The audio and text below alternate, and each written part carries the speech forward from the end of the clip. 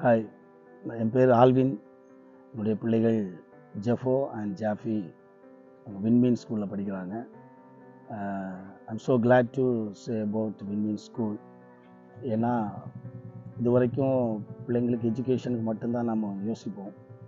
நல்ல high score mark எடுக்கணும் அப்படின்ற மைண்ட் செட் தான் நமக்கு இருக்கும்.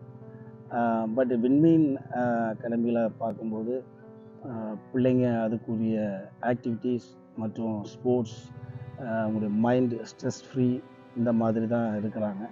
ஸோ 4 இயர்ஸ் இங்கே பிள்ளைங்க படிக்கிறாங்க.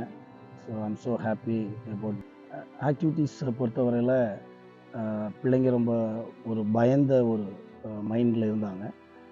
பட் ஸ்கேட்டிங் இந்த மாதிரி ஆக்டிவிட்டீஸில் இன்வால்வ் பண்ண உடனே அவங்களுக்கு அந்த பயம் மாறி இருக்குது. அப்புறம் நல்ல ஒரு ஸ்போர்ட்டிவ் மைண்டு வந்திருக்கு. ஸோ நல்ல குட் ஆட்டிடியூடு அவங்களுக்கு இம்ப்ரூவ் ஆகிருக்கு.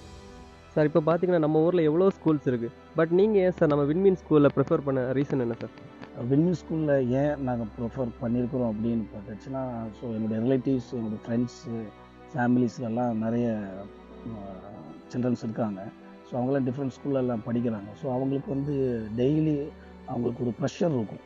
ஸோ இது வந்து அவங்க பண்ணணும், இதை பண்ணக்கூடாது. ஸோ அப்படின்ற ஒரு ப்ரெஷர்லேயே பிள்ளைங்க வந்து இருப்பாங்க. ஒரு ஒரு ஒரு டைட் சர்க்கிளில் இருப்பாங்க. ஆனால் இங்கே நாங்கள் வந்து ஃபஸ்ட் இயர் இது பண்ணும்போது அந்த டிஃப்ரெண்ட் தெரிஞ்சுது. பிள்ளைங்க ஃப்ரீயாக போகிறாங்க ஸ்கூலுக்கு, ஜாலியாக எந்துவாக வந்து ஸ்கூலுக்கு வர்றாங்க.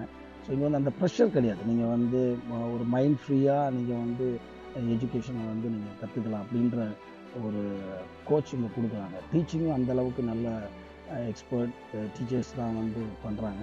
ஸோ அதனால் பிள்ளைங்களுடைய எஜுகேஷன் ஸ்கில்லும் பர்சனல் டெவலப்மெண்ட்டும் வந்து இன்க்ரீஸ் ஆகிடும்.